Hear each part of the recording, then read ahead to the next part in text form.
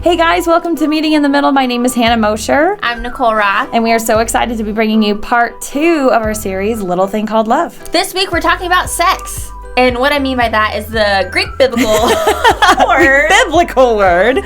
Eros. But before we get into that, we want to remind you to like and subscribe to our channel and hit that notifications bell so you don't miss an episode. Also, please share. Share away.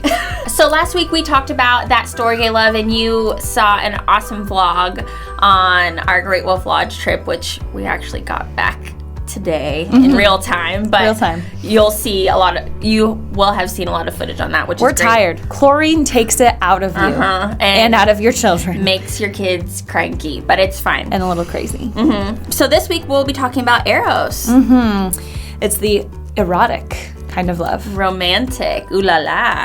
Reminds me of that old, I don't know if they're old, but the Fabio novels of do you know what I'm talking about? I mean, yes. The only picture I have in my head is garlic. So it's my aphrodisiac, so it gets me a little hot and heavy, you know. It's so funny. So the actual Eros word obviously isn't found in the Bible, and actually all of the words that we're talking about isn't. Well, I don't think any of them. Agape. Still, I think agape is.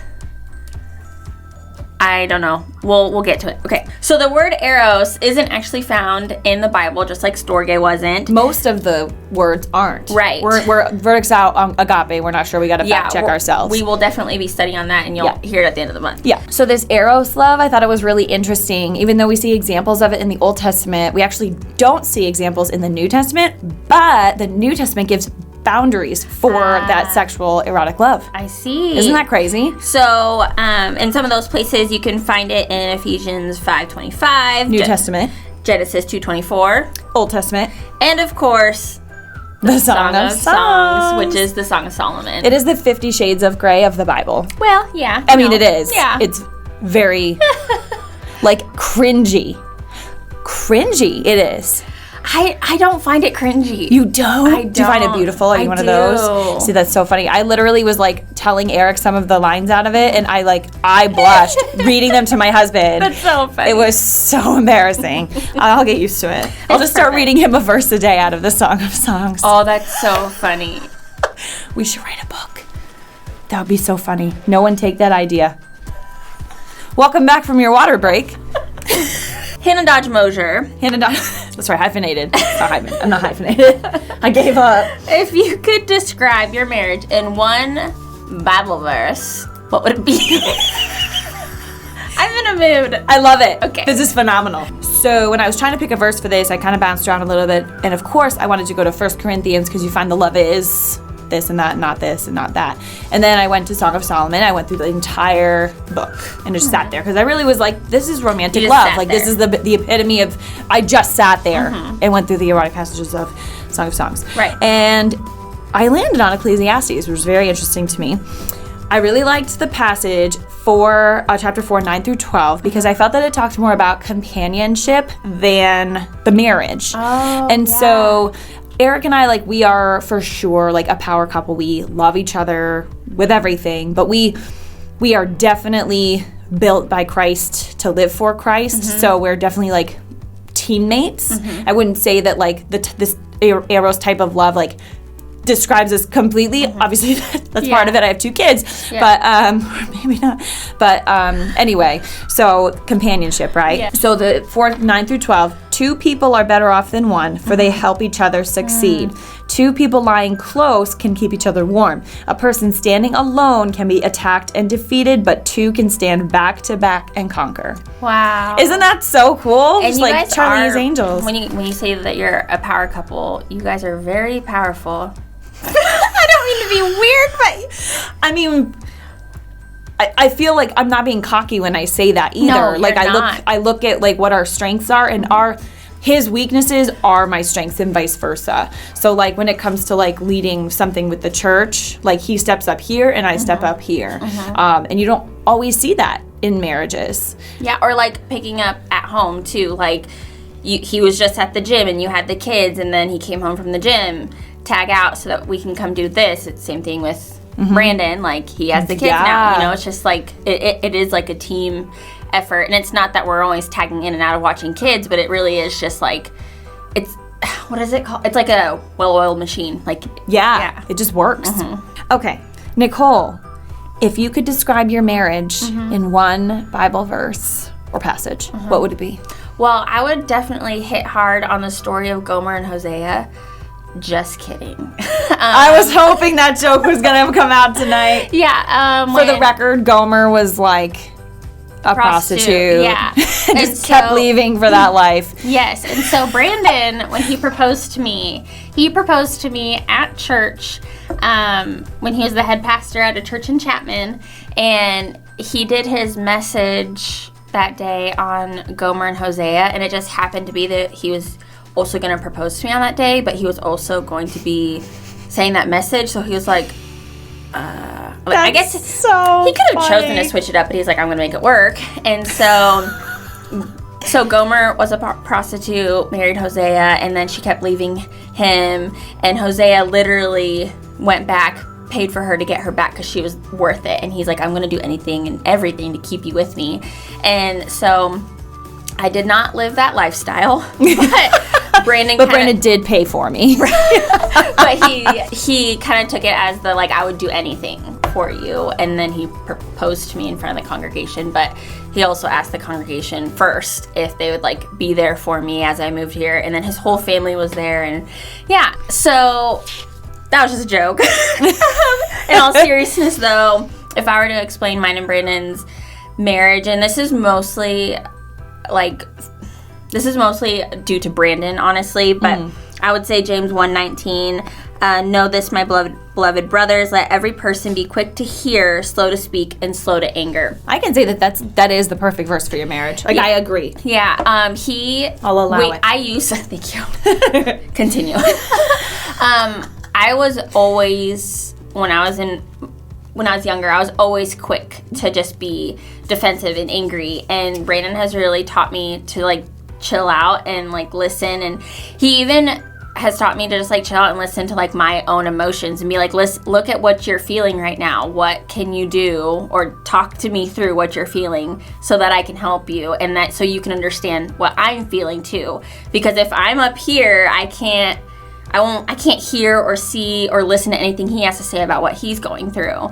And so a lot of the times the poor guy has to calm me down so that I can actually hear what he has to say. So I learned a lot by being married to Brandon, and I definitely think he is super slow to anger, which I admire a lot. So that I would say that really revolves around our marriage currently. It could change, who knows, because our lives are an ever-changing tapestry. You will. This is true. So what is your favorite biblical, like, Bible romance story?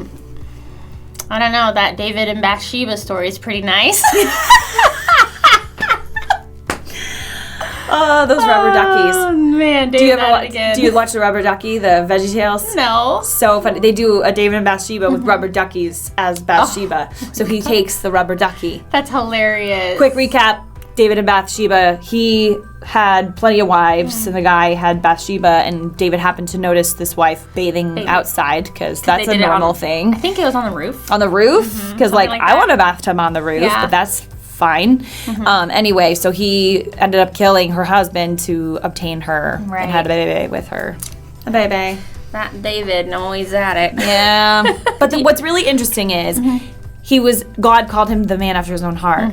So, like, just quick side note, like, I think that's so crazy cool that God can, like, use a man like David who made very real and, like, really bad mistakes and still be like, he's after my heart. Like, the redemption story and the love story is all right there. So anyway, that's so true. True. It was cool. Do you have a favorite Bible love story at the top of your head? I mean, and these are candid. We didn't have anything written down. No scripts here, just outline. I did like the Gomer and Hosea because of his passion and love, and like I don't think he necessarily loved her, like, at first at least. Like, God literally was like, you need to just be with this woman, like, that's your wife. And he's like, really? And then, so, like, on top of those feelings and being told that's your wife, then your wife leaves you. So, like, I completely admire him. I think it was Isaac and Rebecca. Oh. Eric thought that he was interested in her at first, and he's like, that's my favorite love story, was love at first sight. And I'm like, I don't know about that. So I looked it up, and I was right, just saying. And it was, Isaac was like off in the land, whatever. A servant was sent to get Rebecca for him, and Rebecca got off the camel as she was traveling, and she goes, who the heck is that? About Isaac? Like, she like saw him across the land. It was like, she like got off the camera, she's like, who's that? So I admire her for that. So what romantic love or Bible verse or wife do you relate to? Bible wife, let's see. So to answer this question, like, I just want to back up a little bit, like, not like a life story, but just like a little Hannah blurb. Everyone's idea of success is different. So there's like the people who are like, family is success. Like if you find your husband, have kids, that's success. And then there's of course the like college is success and career is success. So I was raised on the family is success. So I didn't actually even really go to college. I went for a year. So that said, at a very early age, I was starting to try to find my husband. Like I'd go to the mall at 11 years old and kind of look over and be like, oh, is it him? Like what are the odds, you know? And so that whole situation kind of became my idol, to the point that I became like a pretty gross person as a woman, like, because every boy that I met, I'd be like, this could be the one. And so I'd give him 110% instead of God, 110%. That said, I even had an opportunity when I was 16, I think I've mentioned this here before, but just in passing, that I was 16 on a local missions trip, and I was alone praying by myself, and I don't know if it was a vision or if it was in real life, but I had a person, a man with a beard, come up to me, and as I was sitting on a floor, and he said, you sing, don't you? And I'm like, yeah, sure, why? He goes, you will marry a pastor and lead a worship team someday. And I'm like, okay. So like I even had like, you know, I was 16, I believed it because I had a Christian upbringing, but at the same time, it's like, that's weird. I'm 16 and I had my first boyfriend, so I'm like, maybe it's him. Like, do you want to be a pastor? Like, you know.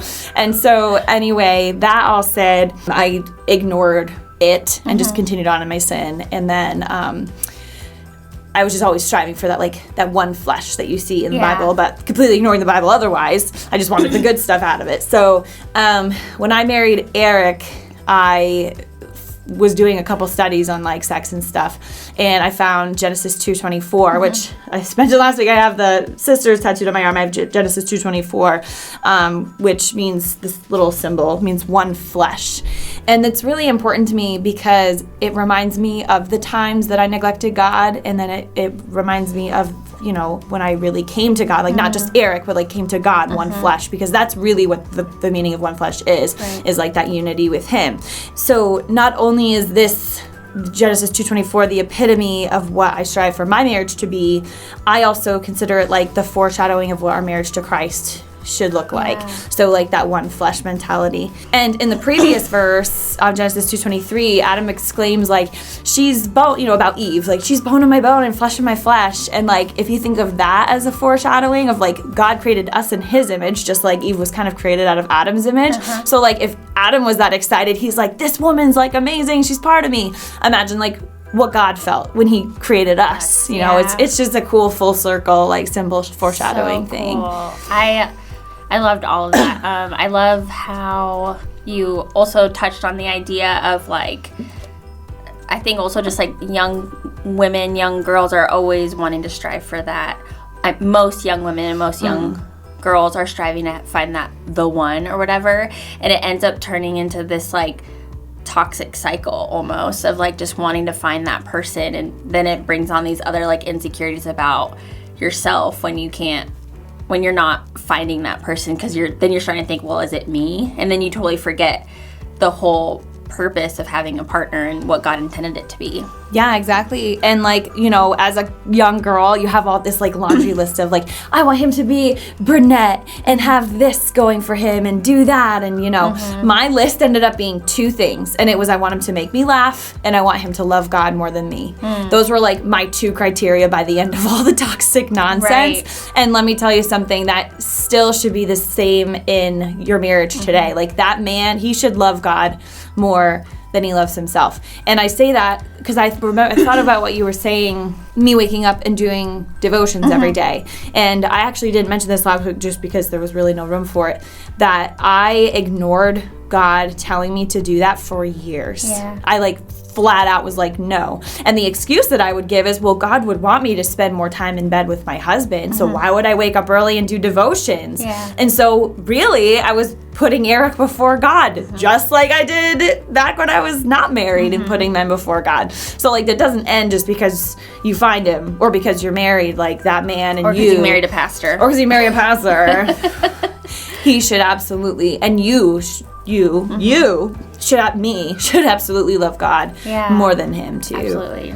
How about you? What romantic love / Bible verse / Bible wife could you relate to? So I'm actually going to take this from this side of the New Testament, creating boundaries of what a wife should be. And you're also going to talk about this in a little bit, but I'm going to touch on it now. And mine's also out of Ephesians 5:22-24. Wives, submit to your husbands as to the Lord. For the husband is the head of the wife, even as Christ is the head of the church, his body, and himself its Savior. Now, as the church submits to Christ, so also wives should submit in everything to their husbands. So the word submit sometimes has a really bad connotation to it. Especially, I don't know how to be sensitive to this topic, but especially women who are I can do all things, and we can. And women empowerment. Yeah, and the extreme feminists. Sure. Yeah. And I'm not taking away from any of that right now at all. But we're really not even talking about it. Right. Just using it as an example. Yeah, exactly. And so it's just the word submit can kind of take away from that idea, thinking that when we're submitting to our husbands, it's they're taking some sort of control over us and that we are just supposed to bow down at their feet essentially. And that's not what this is saying. I honestly think it's an honor to be submissive to Brandon, because it means that I'm doing it because he's loving me well as well. The Greek word submit is hupotasso. Ooh, yeah, and which according to the Strong's Concordance means just to obey, literally to obey. So I want to stop there for a second, because I want you to keep that in the back of your head, because a lot of times when people read that verse, it's they stop there and then they're women shouldn't have to submit to anybody, blah, blah, blah. But if you keep reading in verse 25, for husbands, this means love your wives just as Christ loved the church. He gave up his life for her to make her holy and clean, washed by the cleansing of God's word. So going back, I feel incredibly honored to obey and submit to Brandon, because I know that he loves me unconditionally and would do anything for me. The way I deserve to be loved, he should deserve to be obeyed, and I should honor that, because he's taking care of his family just as the Lord takes care of his church. And so the way Brandon takes care of his family, I will absolutely honor anything he asks of me to do, or respect his opinions, Yeah, and I think in that definition of submit and looking at these verses and the elaboration, moving past just the verse picking, I think that it's more of a trust relationship that it's describing. So submitting really just means trusting. Yeah. And if you go that foreshadowing and symbolic route that I for some reason am in the zone of lately, if you look at that trust relationship in your earthly marriage, your marriage to Christ should be, it's the same thing. You submit to Christ. People don't like that. They're we'll have to follow the rules and obey. But it's just a trust relationship, because he loves you unconditionally and wants the best for you. So he's going to do what's best for you, just like Brandon's going to do what's best for you. Exactly. And so with all of that being said, since we're also talking about sex, that's why sex is only intended for a marriage, for a husband and a wife, because if you can't fully have all of that full circle type of loyalty and trust if you're sharing that type of intimacy with more than just one person. Yeah, and one flesh, going back to Genesis 2:24, was that action. Eric said, he walked in, he goes, "You're going to talk about Adam screwing Eve?" And I'm like, well, and he's it's one flesh. I'm like, okay. He's that's actually what it means. And so, absolutely. I mean, that's what we're designed to do. That's why, yeah. And so if you think about it, a lot of the times, if you have been intimate with someone and then that relationship is over, a lot of the times that hurt is a lot deeper because you're sharing one of the most intimate parts of yourself that God intended for a husband and a wife. Mm-hmm. And so that's why when a husband and a wife usually are intimate, it feels safe. It feels loving. It feels the way God intended it to feel. I love that. Yeah. So if we were going to talk about which Bible verse that our husbands, Brandon and Eric, relate to, what do you think? So you notice between cuts I grabbed from my Bible. I called Eric on the way to his psych evaluation because he's getting ordained on January 20th. You don't have to lie. It's okay if he's just getting a psych eval. Yeah, he's just getting a psych eval. A 3-hour, $400 psych eval is no big deal. So I chose to call him on the way to a psych eval to discuss and ask him, which verse do you relate to?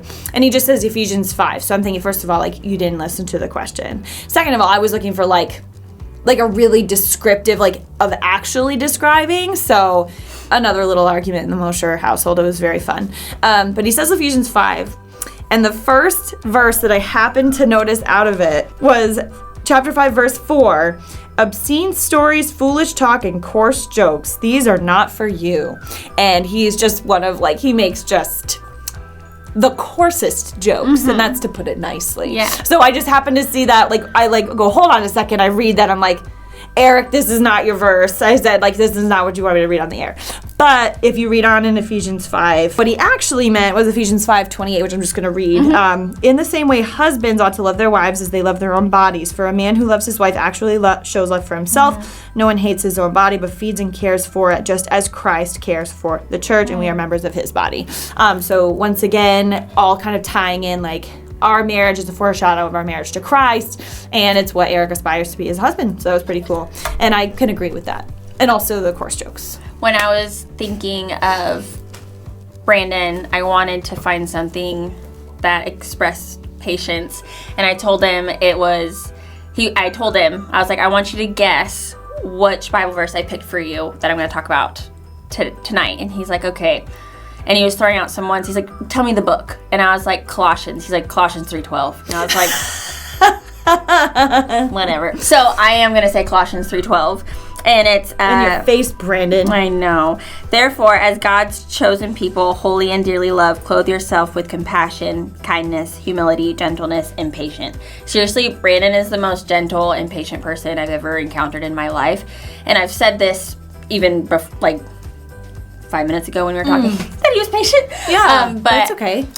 Like, sometimes if we are fighting and I'm up here, it's like sometimes I want him to almost get angry, but he's not going to. Like, just yell at me already. Like, I'm being terrible to you. And he's like, I'm not going to yell at you. I'll talk to you in a second. And I'm like, or like, I'm the one who's yelling at the kids like a banshee, and then he'll like go softly to, and I was the teacher, like, and I taught preschool. And, like, so I know all this. I know what I should be doing. Right. But, and then Brandon gets down. Seiji, do you have big feelings right now? And I'm like, I just got done ripping her a new one. And he's seriously so gentle. And so I got lucky there. So Colossians 3:12, Brandon. 3-1-2. That's right. So, because it's Valentine's Day, by the way, happy Valentine's Day. Is it actually the 14th today? I think it's the 15th. 15th? We don't know. We lied last time. Just after Valentine's Day. So, because of that, in honor of that, I wanted to kind of focus on Song of Solomon, which I mentioned before was kind of like the 50 shades of gray. You got A's, A pluses, and B's. That's it. 50 of them. So 50 shades of gray in the Bible. It's really graphic. Well, he's all up and down breasts and like bosoms and like, it's so funny. Breast is my least favorite word. Really? Breasts. Okay. So I definitely think there's great illustrations of various types of godly love in this book. I mean, there are. It's also very sexual. Okay. I just have to make that clear. It's so uncomfortable for me. So I'm not going to sit here and read the whole book. kids might be watching, but I had to emphasize a few key points from the story. Sure. So, like, when it comes to, like, we were just talking, like, about what verse describes you, and, like, when women are like, I want to be a better wife or better mother, they always jump to Proverbs 31. Yeah. Rightfully so. It gives a lot of great advice and says what a good woman should be and this and that. But I kind of wanted to say, like, I aspire to be the woman in this book for a number of reasons. Number one, she was extremely confident in herself, in her relationship, and her love. I mean, how many relationships have you been in or are you in where you're confident in yourself? Like, you know, I even struggle with that in my marriage. Like, am I bloated today? You know, that kind of thing. Or in your relationship, like, do you really trust the person? And then, like, there's always the age-old question, like, do I really love him? Or do I just love the thought of him or whatever? So, like, for her to have, like, that much confidence was just like, this is it. It was so cool because you don't see that. So examples of that, like chapter 1 verse 5, she says, I am dark but beautiful. So what she was meaning by that, we think that maybe she, like, worked in the vineyards and, like, got, like, tan. But what are the things? Freckles from the tans. Anyway, it's all speculation, but it's fine. She was dark but beautiful. So what she was saying was that she recognized her flaws, but just saw the beauty in them. So I thought that verse really was cool. Because typically, if you were darker skinned, it means that you were working outside, which means you weren't educated, which means you weren't intelligent. Yes, very good point. So I thought that was really cool that she was like, this is a flaw, but I'm beautiful anyway. So I aspired to be her for that. Example of her being confident in her relationship was in chapter 2, verse 4. She literally says, it's obvious that he loves me. And I thought that was really cool. And then chapter 6, verse 3 is the example I'll give of her confidence in her love. She says, I am my lover's and my lover is mine. Yes. And that's beautiful. Like, I want to walk into a restaurant and say that to the person, the host. Be like, this. I am my lover and my lover is mine. Can we have a table for two, please? Yeah, I see you didn't bring the kids. No, they're staying home. You said it's Valentine's. It's Valentine's. Post-Valentine's Day. Discount candy day. Gosh, I'd even say in modern day, social media adds, like, this added pressure to what our relationships should be portrayed on a screen. It's so easy for anyone to question their own validity of their own relationship, especially if they're comparing to someone else's on the screen, when really on the screen that's probably not how their relationship is going. It's just like this fake facade that you're posting so people could see. And so what we need to be reminded of is, if you and your spouse are on the same page and growing together in faith, we need to just own that confidence with ourselves, and we don't always necessarily have to share it with the world, because whatever we share on social media isn't always true. The second thing I loved about this woman is that she was very complimentary of her man.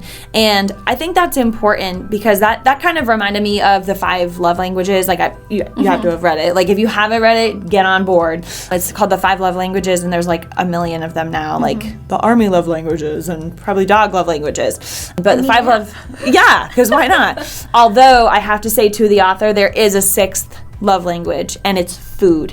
I mean, seriously, it like brings me to a whole new level when Eric and I get to share a meal together.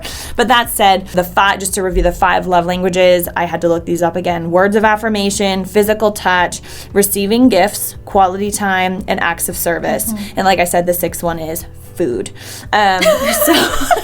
According to Hannah Mosher. According to me, the author needs to write the book. It's fine, I'll help you, and I'll get royalties. So the example that I want to give for that is chapter 1, verse 16. You are so handsome, my love, pleasing beyond words. Chapter 5, verse 16. He is desirable in every way. This just makes me like, like a Disney princess. Yeah. It makes you feel like a Disney princess. I think it's really cool that she's so complimentary. And he's complimentary, which, again, like, the whole social media thing, I think that the reason that women tend to post, like, my husband did this for me, is like they need the affirmation from somebody. And so, words of affirmation, so you get the comments and likes on Facebook instead of from the husband. Yeah. So get on it, husbands. Come on. I mean, literally, too. It's Eros time. But no. He's complimentary. Chapter 4, verse 7, he says, you are altogether beautiful, my darling, beautiful in every way. Come on, I know. Disney princess. Doves are dressing me right now. I love the pet name Darling. I don't know. I don't think I've ever heard Brandon call me darling. No. But I think I'd feel weird if he I called me think darling. like my grandparents have But I called me really darling. like darling. It's nice. It's nostalgic for me. So It's just nice. I think this is where trust and loyalty to someone comes in full circle from being submissive and loving to your spouse. Because compliments, again, like you've also said previously, actually I don't know if you said this exactly, but like compliments can be empty. And so when you're going on dates or being part of toxic relationships, sometimes compliments are what can kind of keep you around. So like if you're in a toxic relationship, but then they're like, oh, but I think you're the only one, or you're beautiful, or whatever, it like makes you stick around. And so that's where the trust and loyalty to someone and knowing that you're growing in your faith with someone holds weight to what their compliments are. And this clearly shows that their compliments held weight for each other because they were both just like over the top, just like in love. And you can hear it when you read it. Like you can literally hear it. You are altogether beautiful, my darling. Beautiful in every way. Like you can feel that. You can feel that. Like, oh my. And then he goes on to talk about her breasts. I mean, yeah. Breasts. The fourth thing I love about him / her / their relationship is he is persistent. And actually my commentator pointed that out. I didn't see that at first. Chapter 2, verse 8, he is leaping over the mountains, bounding over the hills. Nothing can stop him. That's amazing. So It's like a movie. really though. Yeah. It is a Disney movie. It is. Or PG-13. yes. Possibly are. So not a Disney movie. It's not a Disney movie. But no, he's persistent. And that's all I have to say. We're done with that topic. Have you ever been in a relationship where it wasn't right, but you persisted to stay in it? I mean, yeah. Yeah. And no matter what was going on, like it was always falling apart. Yes. Mostly, I mean, most of those relationships were because I was so dead set on a husband, I didn't want to be alone. It wasn't like I was no, I was afraid to be alone. I was afraid that I was one of the few that Paul's like, it's good to be single, like enjoy it. And I'm like, nah, like I would rather be with someone. Yeah. Gosh. And it just really makes me think that he was persistent because it worked for him because the Lord was at the foundation of his heart. And when you're persistent, when the Lord isn't at the foundation of your heart and there's other things in it like fear of being alone or fear of not knowing what to do after the relationship is over. That was always my fears. Like, I don't know what to do if we broke up. Like, what do I, which also shows that your focus isn't on the Lord. It's on everything else in the world that will tear you down because the world will. And so when he's persistent, it's because he has the Lord at the foundation of his heart. And it's just so different on where your life goes when you're persistent, when the world's at the foundation or when God's at the foundation. I love that you brought that up because there's that analogy of the triangle where it's the two people on the bottom and then working towards God, and it's like the strongest structure you could have. And if any one of those lines are broken, the triangle will collapse. But if you have the two people at the bottom working, their one goal is to serve the Lord. Really, it can't fail unless it's not a God. I mean, but if you're both working for the same thing, it probably is from God. So you can also check that if you're unsure if you're in the right relationship or not. Yeah. I'm so glad you brought that up. Yeah. So the last few verses I want to touch on and kind of like sum this the book up. Eric picked them out. I've never heard it used in a wedding. He used these verses for his first wedding that he did the officiating for, whatever the term is. I'm a new pastor's wife. And I thought this was really, really cool. Place me like a seal over your heart, like a seal on your arm. For love is as strong as death, its jealousy as enduring as the grave. Love flashes like fire, the brightest kind of flame. Many water cannot quench love, nor can rivers drown it. Wow. I mean, if my husband said that to me today, I probably wouldn't show up to work for a week. Like, that's so cool. Yeah. And like to say that to a new married couple, like, this is what love is. Like, not the usual love is patient, love is kind. Like, we get that. I know that sounds bad because that's a really important chapter, but these are words you do not hear at a wedding ceremony. And like, that's powerful. A seal was a really big deal back in the Old Testament. Yeah. Oh, I mean, and it still is because The book of Revelation has lots of seals. So many seals, like 7. So when I was doing the study on that particular set of verses, the commentator I used also pointed out a parallel, and that was to Isaiah 49:16, which reads, "See, I have written your name in the palms of my hands." That's in the Old Testament. So that is prophecy-ish or foreshadowing or symbolic of the New Testament where Jesus had the nails in his hands. Yes. So I thought that was so cool because that was like the presentation or the representation of the seal. That, instead of over the heart, it's on his hands. So I just thought that was cool. That is cool. So while the Song of Solomon is the obvious romantic choice that we are talking about today, we're also going to hit on a passage out of Ecclesiastes 9:9. Also, I saw this meme the other day of how like no one can spell Ecclesiastes, and that's so true. Anyways. Did I spell it right? Yes. Okay, good. Live happily with the woman you love through all the meaningless days of life that God has given you under the sun. Meaningless days. Meaningless. Yes, that it's in the Bible. This means nothing without the Lord. The wife God gives you is your reward for your earthly toil. He didn't have to give you a wife. Brandon, he didn't have to give you me. He didn't have to, but he did. Ecclesiastes 9 is somewhat cynical, perfect for those kind of anti-Valentine's days. Perfect. Have you ever had one? 15th. Have you ever had one of those? Absolutely. I think I only had a date, and it was a very bad one, on one Valentine's Day. Oh, yeah? Mm-hmm. Let's see here. In high school, so Brandon and I don't do Valentine's Day. I don't know if you and Eric do. Sure. So we don't do Valentine's Day till Valentine's Day comes, and then I get a little upset that he didn't do Valentine's Day. I mean, I'm just being honest here.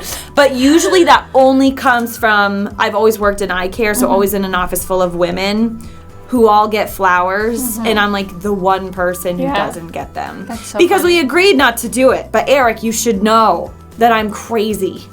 So it's February 15th. I really hope you did something. Yeah, I don't, but I'm not working in an office. Okay. You can bring flowers home. Yeah, Eric. I just wanted an office, but Nicole said, bring them home. You have a church office. I do have a church office, Eric. In high school, one of me and my girlfriends, Madison, we had an anti-Valentine's Day party, and it was hilarious. We did all the Valentine's Day stuff. It was slumber party, stayed up, watched all of the movies, and ate all the ice cream, and wallowed in our self-pity of broken hearts, and it was awesome. Eric, we can do that. We can stay up and eat ice cream and watch movies. Yeah, that's good. But not with broken hearts. Let's have happy hearts. Yeah, Whole that's hearts. also good too. But yeah, I absolutely loved how Ecclesiastes 9 was like, this sucks, this part's good, but this sucks, and this part's okay, but this sucks. It's really funny. Like, you should go read it. It basically talks about the fact that everything's fate and everything's chance. And like, although there's the argument of divine intervention and things like that, like God gave us free will and we have to suffer the consequences of that. And no matter how long you live on earth or how much you serve and love God, you just don't know the hand you're going to be dealt. And so I thought that was really, really interesting verse. And to have that about the wife thing in there was really, really interesting. And that reminds me, in our earthly relationships, like no matter how much you love another person, you can't necessarily help what happens. Yeah. Like that person may be in a really dark place and they may cheat on you. Or it could be the time to meet the Lord. Like you just don't know what's gonna happen in those relationships. And all you can do is hold up your end.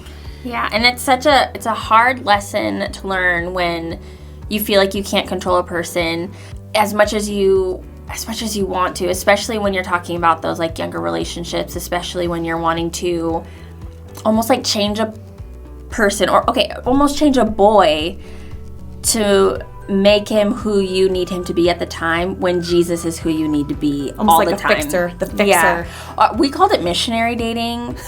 Like when you're like going on a missions trip to save. Yes. So, like you're trying to like go on a mission trip to like make your boyfriend love Jesus as much as you do. So funny. Yeah. Missionary dating. And like, doesn't that just make you think like what God is thinking? Yeah. He's just sitting up there like, can I just fix you? Can I just change you? Like, what are you thinking? What are you doing? Like, why aren't you this way? You have this much potential. And he's just sitting up there and just want to shake you. And what Dr. Todd Utley says about all of that, I loved this quote: faith sees through life's uncertainties and perceives God. Wow. Like, that's powerful. Like, to be able to look past those flaws or that bad hand that you were dealt and to see God in it, it's hard. Yeah. I mean, and it's impossible. I will say that. Like, you need that supernatural help through the Holy Spirit to be able to see that. But that was a powerful quote, and I hope that the next time that I face a hardship, I can see that. In Ecclesiastes 9, verse 4, there's hope only for the living. So again, what Dr. Todd Utley was saying is life is better than death because there still remains the chance to know God. That is huge because it's literally stating the obvious. We are given the opportunity of life so we can know our Creator, God. And if we waste that opportunity, that is eternity in a place where you do not want to be. No, and like I actually read that through the very negative and interesting lens of like suicide. Oh. Where like people are dealt really bad hands. Yeah. And like Valentine's Day, like it's probably not as bad as like the Christmas holiday, but maybe it is. Like maybe that romantic love just like really left you in shambles. And like it like that life is better than death because there still remains the chance to know God. Like I looked at that in like this like someone so hurting that they feel that they need to end their life, and it's like death may seem like the better option, but you won't know. I mean, if you're a Christian, you'll know God because of your salvation, but like in this context, like you won't know God in death. Like death is death. The only time you get to know God is through life. And so it was like a second chance sort of a vibe for me. Sure. And then he goes on to be cynical, more cynical, verse 5-8, and he basically is saying the dead are dead, so enjoy life now. Which we've talked in previous episode about YOLO and how like twisted that is, where people are like, do what you want here on earth, but like you should be doing that, but like in the context of we don't know if there's tomorrow. Yeah. So live today as if tomorrow's not there, in the context of you need to be saved. And then back to verse 9, and we read it in the beginning there. Live happily with the woman you love through all the meaningless days of life that God has given you under the sun. So it said all of these things that were kind of cranky. And then Cranky. Yeah, they're kind of cranky. It's saying live happily with the woman you love through all the meaningless days. Like he adds that in there. He doesn't have to. Yeah, and he's like, here's your partner that you can do this with. Oh, right. Yeah. Like he specifically points out the wife of like all the nice things you could have. Like a puppy. He could have said like, enjoy your puppy. Yeah. But he says wife. And the quote that Dr. Todd Utley said about that was, we cannot control our circumstances, but we can control our reaction to them. So again, Ecclesiastes 9, bunch of cynical nonsense where it's like, you don't know the hand you're dealt, you're gonna die, everyone's, grasping the wheel or all that stuff. But we can control our reaction to those bad hands. So to close with that thought, I'm going to hit a verse off of 2 Timothy 1:7. For God gave us a spirit of not fear, but of power and love and self-control. God gave us the ability to always choose love. God gave us the ability to always choose gentleness and kindness, and I guess to have sex with your husband. What a cool gift! I mean, come on. Seriously. So on that note, light a few candles. Just be careful not to set your house on fire. Maybe put a blanket on the floor, have a picnic, maybe a glass of wine if you're into that thing. And have an awesome day after Valentine's Day, because it's not even Valentine's Day anymore. What Hannah's trying to say is thank you so much for joining us. Thanks, guys. For this message. Thank you for taking time out of your February 15th. And we hope you join us next week when we talk about the biblical love, philia. Philia. I was hugging you. I know. Okay. That's your awkward? Yeah. Like sex is mine and yours is friends. We'd like to remind you to like and subscribe to our channel. Hit that notifications bell. Bing. Share with any couples that need this or single people. I don't know. Just share it with everyone, Just okay? Hit the share button, okay? We're meeting in the middle. Bye. We're actually using... Okay. Yeah. All right, great.